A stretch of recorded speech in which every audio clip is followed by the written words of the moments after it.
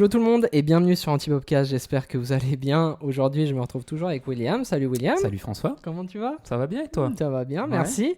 Et aujourd'hui on a la chance et le privilège de recevoir Julien.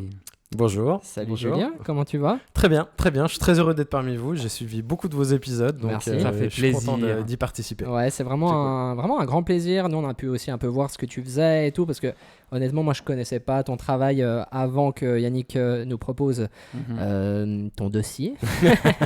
Et du coup je suis allé un peu regarder et puis du coup c'est trop bien parce que tu nous en diras un peu plus par la suite, mais toi tu travailles dans le son. Mais avant toute chose on va te laisser te présenter. Voilà, donc vas-y, à toi la parole. Très bien. Alors, je m'appelle Julien Matet, j'ai 43 ans, je travaille dans le domaine du son depuis 20 ans en tout cas. Wow. J'ai fait une école d'ingénieur du son, Ok. la SAE à Genève. Et je me destinais plutôt à la base à être ingé son de studio, donc pour enregistrer des groupes Ok. ou potentiellement faire du live Ouais. et des choses comme ça. Et il se trouve qu'il y a beaucoup de studios en Suisse romande, mais que Oui. finalement, il n'y a pas de place, en fait, à moins Ouais, de ouais. créer son propre studio puis en faire un de plus. Finalement, je me suis vite rendu compte que ça jouerait pas. Ouais. Et à l'époque, donc j'ai commencé, j'ai fait 2-3 petits boulots par-ci par-là, j'ai bossé avec Expo 02 sur les scènes, Oh, technicien de yes. scène pour Ok. préparer les concerts et Ok. tout. Et je faisais pas mal de musique à l'époque, je faisais déjà de la création sonore et plutôt musicale que je fais plus du tout maintenant. Mais, et du coup, je me suis dit, je vais essayer de jouer un peu là-dessus. Et j'ai contacté des radios privées, en leur disant, je vous propose de faire vos jingles. J'avais jamais fait ça. Hein. Ok, Malade. Et puis un jour, il y a OneFM qui m'a dit, ok, viens, on fait un test. trop bien. Puis j'ai fait le test, puis j'ai passé le test. Et j'ai fait 4 ans et demi chez eux, 8 ans et demi environ chez Rouge FM après. Ouais. Qui m'a débauché après. Et puis, depuis 7 ans maintenant, je suis indépendant. Waouh. Je suis indépendant et je travaille toujours dans le domaine du son. J'ai plusieurs Oui. casquettes. Je fais de la prise de son, du sound design et mix, etc. Enfin, quand je dis mix, c'est mixage de Oui. vidéo, c'est pas mix. Bien que j'ai été DJ aussi. Toi, t'as tout fait en fait. J'ai un peu plusieurs vies. Tout ce qui est dans le son. Ouais, voilà. Le mec sait le son. Ouais, je fais aussi voix off pour différents projets. Ok. Voilà. C'est vrai que ça s'entend un peu quand même. Ça s'entend, hein. Oui. Ouais. Ouais. Il parle bien dans le micro, Oui. tu vois directement. Ah, je sais où viser. Ouais. Oui, trop bien. Ouais, t'as Trop pas bien. parlé dessus déjà d'entrée, c'est déjà pas Non, mal. mais tu sais que je sais pas si t'as vu avant, mais j'ai regardé, j'ai enlevé la petite mousse pour voir dans quel sens était la capsule. Voilà, pour pas me ça, tromper. c'est les professionnels. Voilà, exactement. Du coup, moi, j'avais une première question pour toi, Julien. Est-ce que dans ton domaine, il y a une distinction qui est faite entre les ingénieurs du son et un sound designer ? Alors oui, en fait, moi je dois dire pendant très longtemps, je me considérais pas forcément comme ingénieur du son. Enfin, c'est-à-dire que c'est ma formation, mais j'aime pas forcément ce terme. Pourquoi ? Parce que déjà, ingénieur, en général, je trouve déjà bizarre qu'on soit traité d'ingénieur, alors que pour moi, c'est plus les gars de l'EPFL et tout. Enfin, voilà. Et puis, ingénieur du son, pour moi, c'est un peu un fourre-tout. Alors, pas dans le mauvais sens du terme, mais Ouais, je vois. tu peux être aussi bien ingénieur du son de studio que de live, que le perchman sur un tournage, on va dire que c'est aussi un ingénieur du Oui. son. Du coup, au bout Ouais. d'un moment, ça veut plus rien dire. Et quand tu dis que t'es ingénieur du son, c'est t'enregistres des groupes, puis t'es là, non, en fait, je fais pas Ouais. ça. Donc, c'est pour ça que moi, j'avais tendance à plutôt partitionner. Et finalement, maintenant, j'ai plutôt tendance à dire je suis ingénieur du son et je fais ce genre de choses. Ouais. Maintenant, le sound design, c'est vraiment plus de la création sonore. Donc, tu peux être sound designer sans être preneur de son, sans jamais rien enregistrer. Enfin, c'est quand même mieux, mais tu pourrais. Donc, Et ça, voilà. c'est quelque chose que tu fais, toi ? Oui, c'est quelque chose que je fais aussi. D'accord. D'ailleurs, en fait, mon identité, c'est Julien Matet, sound designer, parce que c'était un peu pour faire un slogan, entre guillemets, si on veut. Mais c'est aussi parce que même l'enregistrement, la prise de son, pour moi, c'est aussi une certaine forme de sound design, dans le sens que finalement, comme un photographe ou un vidéaste qui va capter une image, la façon dont tu la captes et la façon dont tu captes le son, l'angle du micro, le micro que tu vas choisir, le moment auquel tu vas enregistrer ton truc et l'endroit où tu vas faire tout ça, ça va façonner un son en fait. Et du coup, c'est une sorte de création sonore dès l'enregistrement. Ouais, voilà. C'est joli de voir ça comme ça. J'aime bien. Ouais. J'aime bien. D'ailleurs, j'ai vu qu'en parlant de sound design, que tu étais sur Artlist, parce que j'ai un peu scrollé ton profil Insta. J'ai fait le stalker. Par contre, après, nous, on a une licence justement Artlist. Je suis allé chercher, mais je te trouve pas. Alors ça, c'est pas normal. Tu vois, sais pas. genre, j'ai vraiment mis Julien Matet dans SoundFX. Et puis j'ai rien vu. Peut-être qu'ils m'ont enlevé. Non, je sais pas. Tu t'es fait kick. Parce que si tu fais du sound design sur Artlist, je vais utiliser que tes sons. Ouais, c'est ça.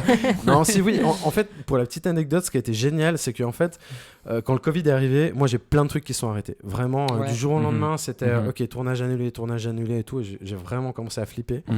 Et au même moment, j'ai Artlist qui m'écrit sur LinkedIn. C'est fou ça. Genre, est-ce que tu serais go pour faire des banques de sons pour nous? Puis j'étais là, moi j'ai tellement pas de taf maintenant que go quoi. Et du coup, ils m'ont acheté des sons non exclusifs, c'est-à-dire des banques de sons que j'avais déjà créées, et puis qu'ils ont acheté à un certain prix pour pouvoir les utiliser. Puis ils m'ont mandaté pour que je crée vraiment des banques juste pour eux.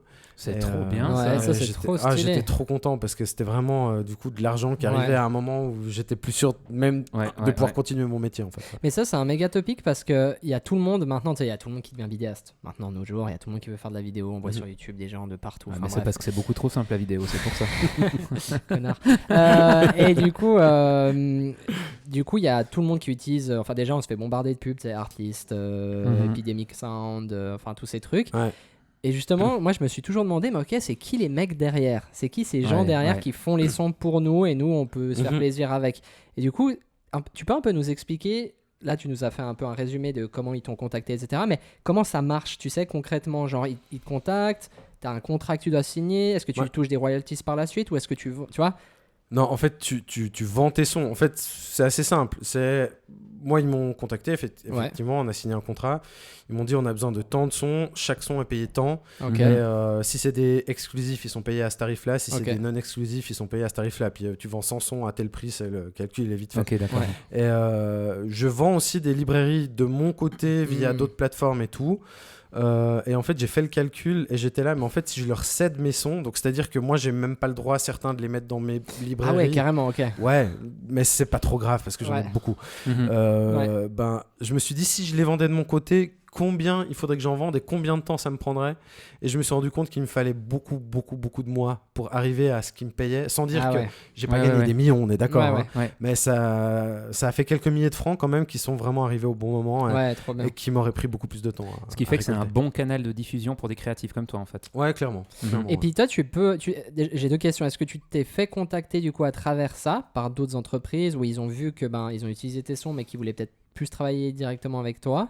Est-ce que ça c'est arrivé ou est-ce que tu as un peu une clause de... Non, alors pas directement. Par contre, c'est arrivé plusieurs fois que des potes avec qui je travaille dans des boîtes de prod qui ont dit, ah bah tiens, je viens de faire un projet, en fait j'ai utilisé un de tes sons et c'est marrant. Ou alors ils ont cherché et puis d'un coup ils sont tombés sur ma page puis ils étaient là, ah tiens, c'est marrant. Mais je pense pas que ça m'a rapporté du travail plus que tant, non. Ouais, ok, trop bien. Autre question, on va partir un petit peu dans une autre direction. Tu parlais avant un petit peu de ton parcours où tu étais un moment à la radio. Et puis ensuite, comment ça se fait que tu t'es spécialisé peut-être dans un autre domaine? Comment est-ce qu'on te sollicite maintenant en fait? Quel type de travaux tu fais? En fait, la prise de son sur tournage, en fait, j'ai commencé à m'acheter un petit peu de matériel parce que pour la radio, je devais créer des jingles.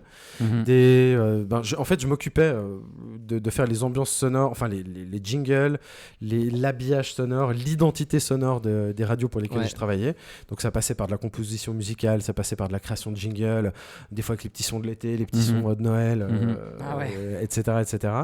Ce qui était hyper intéressant. J'ai adoré faire ça, mais j'ai fait ça pendant 13 ans et demi. Donc au bout d'un moment, c'est un peu redondant. Puis quand tu fais 13 fois Noël, au bout d'un moment, t'es là... Les grelots, j'en ai un peu marre et voilà. Est-ce qu'on les met à l'envers pour voir ce que ça peut donner? Non, mais et j'ai dû commencer en fait à enregistrer des bruitages. Et puis on avait fait une fois une opération spéciale où en fait on faisait offrir un scooter. Et j'avais pas les bruitages qu'il me fallait, mais j'avais un scooter. Et du coup, c'était peu de temps après que l'iPhone soit sorti. Puis j'étais là, ok, j'ai pas d'enregistreur, j'ai même pas encore mon premier Zoom. Maintenant j'ai 7 enregistreurs, mais là j'ai même pas encore le premier. Et je me suis dit, autant faire ça à l'iPhone quoi.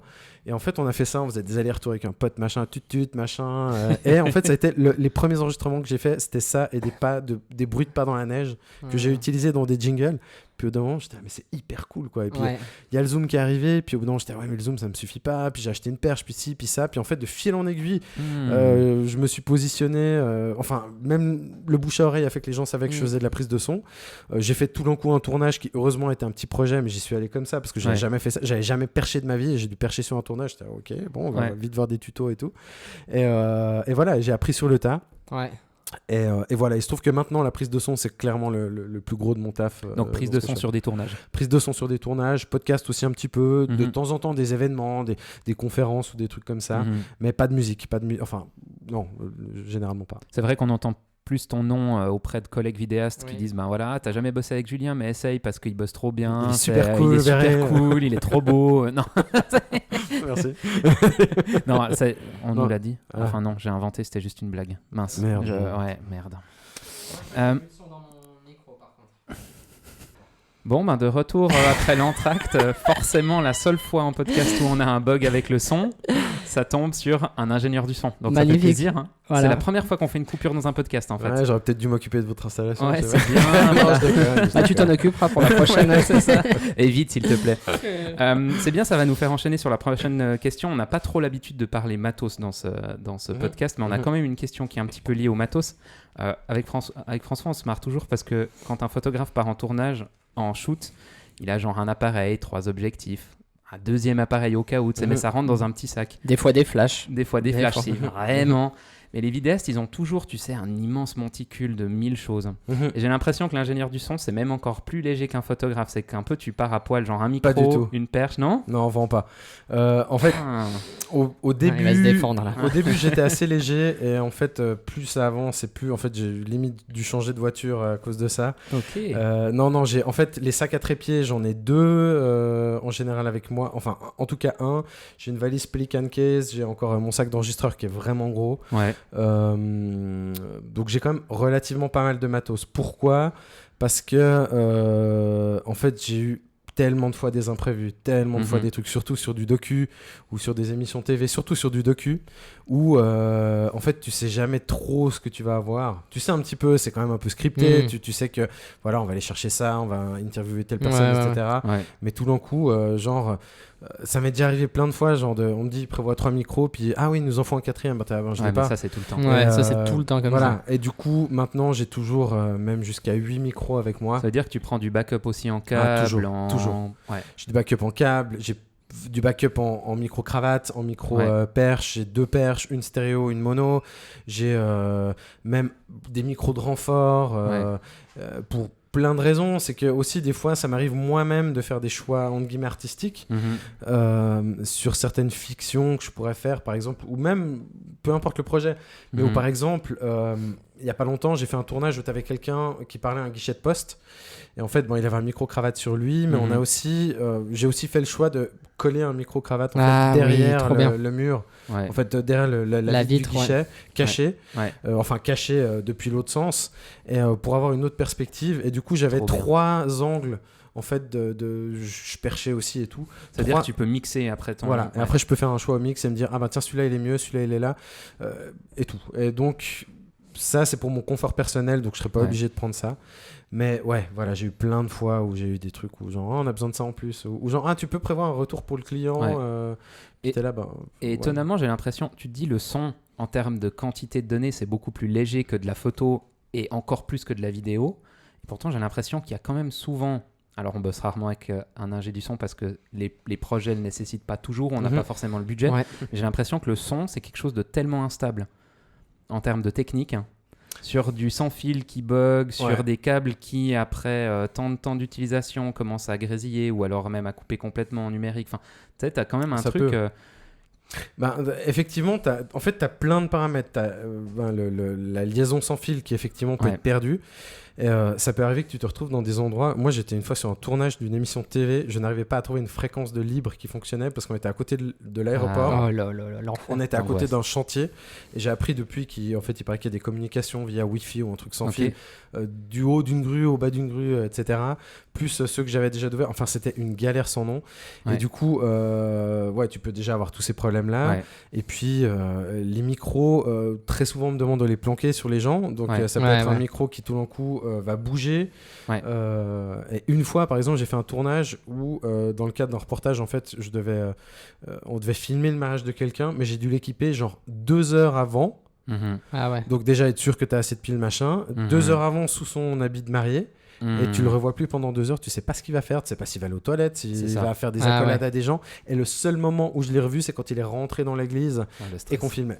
Et du coup, j'étais là, ok, tu sais, j'entendais rien pendant 2 heures sur sa piste, puis d'un coup, t'es là, ok, il se rapproche, puis d'un coup, t'entends sa voix, puis t'es là, ok, ça a plus ou moins l'air d'aller, c'était pas parfait. Mais en fait, c'est une angoisse chaque fois. Ouais. Ah, ça peut, franchement, ça peut, ouais. Bah, on le disait hors antenne juste avant, hein, je disais, mais les bugs qu'on a eu nous, en vidéo, quasi tout le temps, ça a été des bugs de son. Ouais. Et puis, je sais pas, mais j'ai entendu aussi certains ingé son qui disaient qu'ils bossent maximum en câblé pour éviter les problèmes du sans-fil, quoi. Si tu peux, c'est mieux. Moi, je préfère. C'est vrai que typiquement, une interview studio, j'ai toujours tendance, même la plupart des interviews, en fait, à doubler micro-cravate, ou qu'on appelle aussi lavalier, et perche. Parce que comme ça, tu sais que tu peux éventuellement récupérer le son sur un ou sur l'autre. Et des fois, miraculeusement, tu es au même endroit, tu fais le même type d'interview, mais avec une autre personne. Tu as le micro sans fil qui va mieux marcher que le micro perche, et des fois inversement. C'est aussi des fois une question de tessiture de voix. Ça peut être... T'as plein de paramètres, quoi. Ok. Ouais, tu as des gens avec la même capsule de micro, tu places au même endroit. Tu en as un, tout d'un coup, toutes les sifflantes vont être insupportables à écouter. Ouais. Et d'autres personnes avec qui ça va être agréable. Et c'est juste leur façon de parler. Peut-être que... Ouais, c'est... J'avais une question sinon. Qu'est-ce qui te passionne dans ton métier d'ingénieur du son ? Pourquoi est-ce que tu as choisi cette profession plutôt que d'être compositeur ou de travailler dans un autre domaine, moins bien, genre la vidéo ? Non, dans un autre domaine du son, tu dis, ou dans un... Enfin, ouais. Non, alors, comme je disais, moi j'ai commencé par la musique. J'ai fait du piano, il y a très longtemps, donc j'ai tout perdu, mais voilà, du solfège et tout. Dès que j'ai eu un ordinateur, en fait, je me suis rendu compte qu'on pouvait faire des choses assez dingues avec, qu'on pouvait composer avec un ordinateur et tout. Et très vite, j'ai utilisé des petits logiciels pour ça. Et en fait, j'ai adoré faire de la musique, j'ai vraiment fait beaucoup de morceaux, mais quand je me suis vraiment lancé professionnellement là-dedans, en fait, mon esprit a été pris par beaucoup plus de choses et j'ai plus en fait assez de place dans ma tête, je dirais, pour continuer à faire de la musique, ce qui me frustre énormément parce que j'aimerais continuer, mais j'ai plus le temps, plus l'énergie pour le faire. Puis même, des fois, je me dis, ok, si d'un coup je fais un morceau, mais à quoi bon ? Parce que j'ai pas forcément envie de faire des concerts, des tournées d'albums, etc. Donc, je me dis ça, voilà. Mais par contre, j'ai toujours voulu toucher un petit peu à tout, donc en fait toute la boucle prise de son, création, tournage, post-production, pour moi c'est super, super important. Et puis en fait la partie studio, mix et enregistrement de groupe, en fait je trouve ça cool, mais il y a déjà tellement de gens qui font ça que je me dis qu'au fond, à quoi ça sert que j'arrive en plus dans le game et puis que j'apporte peut-être pas grand chose en plus. Donc autant essayer ailleurs, et puis ça m'a plu, quoi. Ça revient un peu sur la discussion qu'on a eu quelques fois déjà en podcast, que tu as dû certainement entendre, du coup, c'est de se spécialiser ou non. On a cette question de, en fait, est-ce que c'est important de devenir un expert dans son domaine ? Et on en a conclu que oui, en fait, tu vois, parce que comme tu disais, il y a plein de gars qui enregistrent des groupes.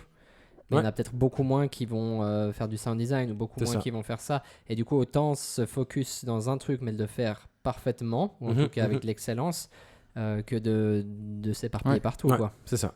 Puis il y a quand même un modèle où j'ai l'impression que dans les radios, dans les télés, etc., tu as des ingé-sons qui sont dédiés, qui sont employés en fait directement sur ces structures. Alors que toi, tu as un profil un peu différent, tu es externe à tout ça.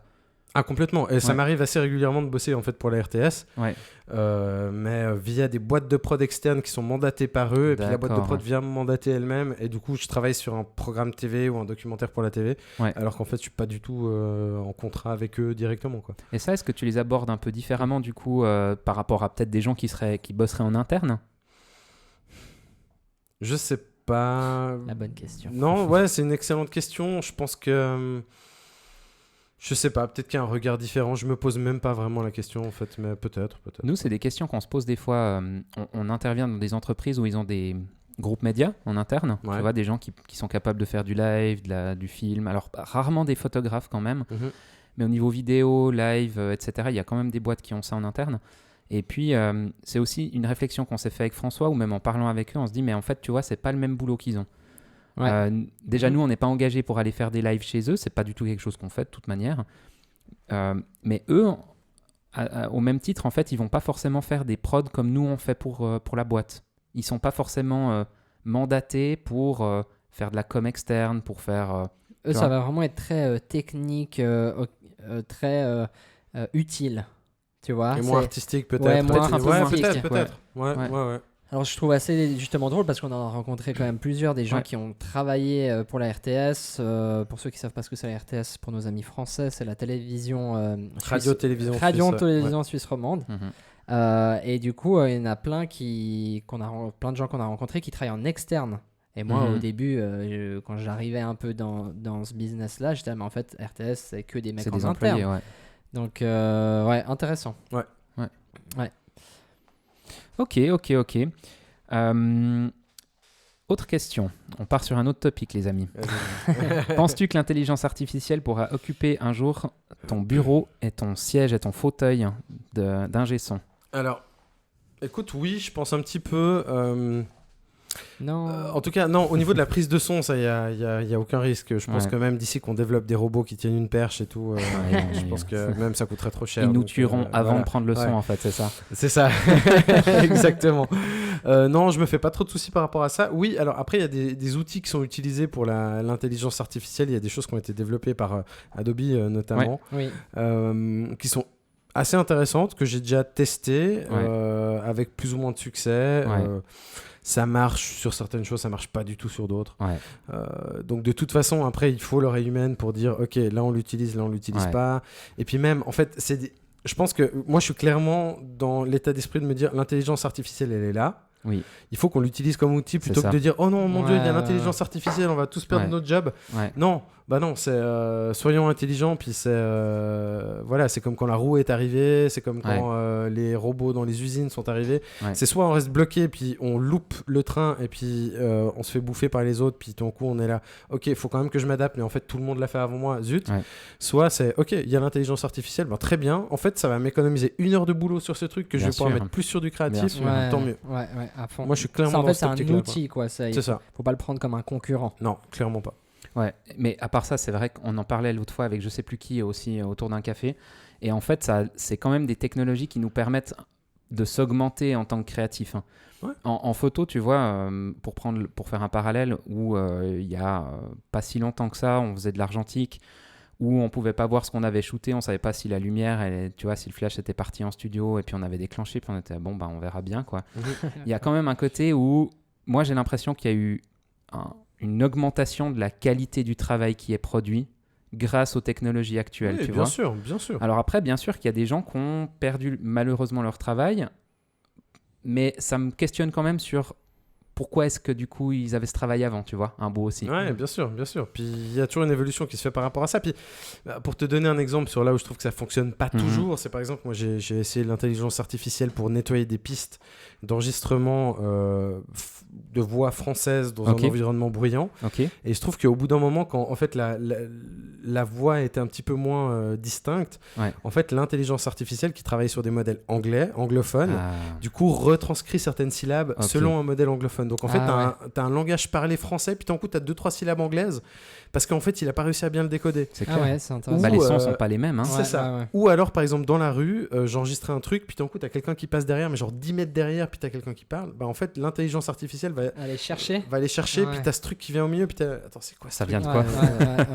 Donc voilà, moi, je me fais pas de soucis là-dessus. Et, au contraire, si on peut gagner du temps pour le consacrer à d'autres choses, tant mieux, quoi.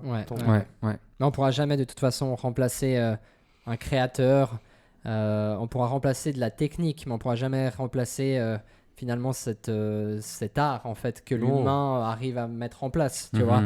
Et comme on disait assez souvent, c'est que c'est la technique qui est au service de l'histoire et au service de l'art. Donc finalement, on n'est pas trop, faut pas trop s'en faire. Non, bien sûr. Puis je pense que moi, typiquement, pendant la période Covid où j'ai eu mon taf qui s'est arrêté pendant un moment, je me suis dit ok, il faut que je me réinvente un petit peu. Donc j'ai fait ces librairies sonores dont on parlait avant. J'ai une cabine de prise de son dans mon studio que elle était déjà là, mais j'ai mis en place le fait que je puisse communiquer maintenant avec les autres studios, et en fait toutes les voix off que je fais à mon studio se font depuis mon studio avec des studios de Zurich, où des fois tu as encore une personne via Skype au Tessin, puis on est 4 à parler dans 4 parties différentes de la Suisse, et moi je suis chez moi, je je fais 3 mètres, je fais dans ma cabine, stop, paf, et je me remets à mon autre taf. Et voilà. Ouais, c'est ouf. Et ça c'est un truc, j'aurais peut-être même pas eu le temps de le faire un autre moment. bien. Et je me suis dit, ok. Et puis après, j'ai vachement communiqué là-dessus en disant aux gens, ok, le Covid est là, on peut plus trop se voir. Par contre, je suis toujours là pour enregistrer pour vous, à distance, machin. J'ai mis ça en place. Puis ça, du coup, ça a boosté un petit peu tout ça, quoi. Trop bien. Est-ce que tu te vois ces prochaines années continuer ton métier, une évolution peut-être qui interviendrait dans ton travail, qui fait que ça changerait drastiquement, ou tu as envie de partir dans autre chose ou... Bah, alors, ces derniers temps, j'étais beaucoup plus sur la prise de son que le sound design. C'est pas des choix, c'est la force des choses. On m'a beaucoup mandaté pour des choses comme ça. Ouais. Et j'adore ça parce que c'est génial. Je rencontre plein de gens, je suis dans des endroits super et tout. Maintenant, je crois que j'aimerais bien une fois pouvoir avoir l'occasion de travailler sur un projet vraiment où il y a quand même du budget pour me dire je travaille 3-4 mois sur un truc. Trop bien. Moi, je suis hyper fan typiquement des Star Wars, mais même pas forcément pour l'univers ou l'histoire, mais en fait, j'ai beaucoup suivi des documentaires sur le sound designer de ce film. Et il se trouve que lui, il a vraiment été mandaté pour aller enregistrer plein de trucs dans plein d'endroits pendant hyper longtemps. Il a passé des semaines et des semaines à faire ça et à se concentrer là-dessus. Tellement et bien. ça me dirait bien un jour de pouvoir me dire, ok, tiens, allez, je vais enregistrer là-bas, etc. Tel animal, telle partie du monde, tel objet, tel truc, faire des expérimentations. Puis là, j'ai malheureusement pas assez le temps pour le faire actuellement. À part ça, c'est un peu comme partir en reportage avec ton appareil photo et shooter. Tu vas shooter quelque chose qui existe, tu le crées pas forcément en fait. À ce moment-là, tu captures un truc qui est face à toi, ou alors tu vas le créer, mais ouais, ou alors tu vas l'orienter ou créer une situation qui fait que justement ça va te donner une sonorité particulière. Mais ouais, non, c'est clairement ce que tu dis. J'ai fait ça une fois en Bretagne. J'ai kiffé. Je venais d'acheter un enregistreur avec un micro, avec, tu sais, juste, on en avait besoin pour enregistrer les voix. Je me suis dit, allez, je teste micro canon avec l'enregistreur, puis j'enregistre des sons de l'océan, tu sais, en Bretagne. Et en fait, c'est incroyable. Tu fermes tes yeux, tu vas enregistrer, prendre ton son sur des trucs où tu es là, mais j'avais jamais entendu ce son comme ça, en fait. Bah, en fait, ce qui est assez fou, et typiquement, tu prends l'exemple de l'océan, c'est que, moi j'ai enregistré ça plein de fois, les vagues. En fait, c'est là que tu te rends compte qu'un micro, si tu le mets comme ça, l'angle que tu utilises et la hauteur de ton micro, t'as pas le même son, quoi. T'as pas le même son, et du coup, c'est là que tu crées, en fait, lors de ta prise de son, quoi. Mais t'as des gens qui sont, c'est leur métier de faire que ça. Ils sortent dans la nature, ils enregistrent des sons d'oiseaux, de trucs, il y a un peu... qui capturent des sons qu'on n'a pas l'habitude d'entendre. C'est ça. Ils ont leur micro un peu avec une parabole dessus. Exactement, Moi, j'ai une petite question. Tout le long, là, t'as un peu parlé de ce que tu avais fait, beaucoup de docus, reportages, tout ça. Donc, du coup, tu travailles beaucoup avec des équipes de vidéastes, etc. C'est quoi un peu Comment vous travaillez ensemble ? C'est quoi un peu le secret du...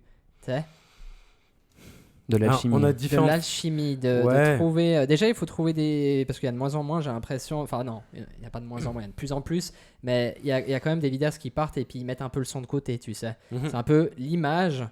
Et puis après, le son, on verra comment je fais, quoi. Bah, ça dépend des gens. T'en as qui sont plus sensibles que d'autres à ça. Puis qui vraiment... Tu sens très vite qu'ils sont intéressés vraiment à ce que toi t'apportes une plus-value. D'autres ils s'en foutent un peu, puis c'est vraiment genre capte-moi le son et puis basta. Ils cherchent pas plus loin. Après, ce qui n'empêche pas que je puisse apporter quelque chose en plus et puis faire des suggestions et tout ça. Puis même très souvent c'est très bien pris. Ça dépend aussi si c'est des équipes avec qui j'ai l'habitude de travailler ou pas. Parfois, moi j'aime bien quand on me consulte, par exemple, genre tel endroit, on va enregistrer, qu'est-ce que t'en penses ? Parce que combien de fois justement on choisit un lieu de tournage parce qu'il est beau, mais il sonne ultra mal. Ça résonne à mort, t'as une autoroute à côté, puis moi j'arrive, puis je suis là, ok, en fait on me demande d'enregistrer le truc, et j'aurais beau faire le meilleur truc possible, on va toujours avoir un son de merde, quoi. Et malheureusement, ça va pas être de ma faute.